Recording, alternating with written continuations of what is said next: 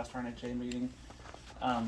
We, after talking with everybody, with Cecil and Sam and Lupe and Sylvia and Charlotte and Tony and Gloria, we had to go back to the drawing board.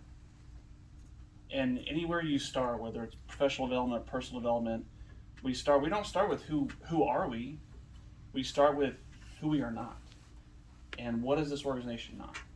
And that's how we fixed it. And we realized that as a small West Texas community, the word Republican really has a kind of a strange connotation to it.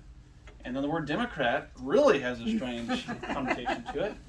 So we decided that as a collective body, what if we formulated a coalition of conservative Hispanics, which still carries, and we're still going to do the same things that we're doing now, except change a little bit and put a direction into things that we are not. And I think with the original membership and original leadership, we've come a long way. $42,000 in expenditures in 2 years that's benefited a person of every demographic is incredible. And when it comes to national politics, I can say there's a large change from who we were in the last 2 years to who we are now. And if we continue to carry that belief that as a nation we can grow, I think we will grow, but we have to do it here. We have to tend our garden. So, and the direction we want to take this, a lot of it has to do with outreach, impact of our elected officials, and you are biggest supporters. So, as a standing point, me here in front of you today, I have accepted the chairmanship of our new organization, which if I can have my gentleman here, we're going to unveil the new banner, the organization name. And like I said, it was an idea at first, but we made it reality.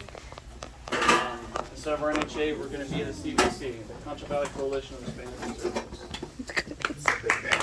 No. Wow, awesome. So you're gonna accept Concho this Valley green Coalition.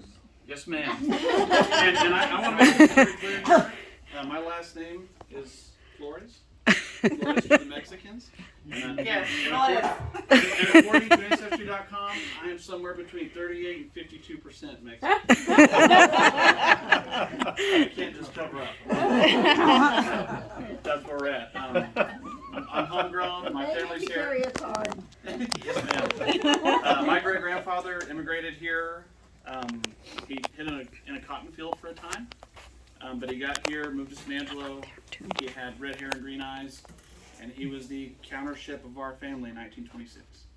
Wow, awesome. Here we are, and Wow. he did it right. He got here, started his family, worked hard, did everything he had to do to become an American, because Americanism is what it is. And if he were here, I think he would be super proud of that. If my grandfather was here, he'd be proud of it. And if my dad was here, he'd be proud of it too. So, I'm it. When we talk about and who we are, we will never be anything more than what we are if we don't want to change or want to better this community. So, my role to you, my commitment to you all here is if we can all be a little bit better version of ourselves tomorrow than we were today, as a community we'll grow, and as a state we'll grow. My ultimate goal is to be an official auxiliary of the Texas Republican Party.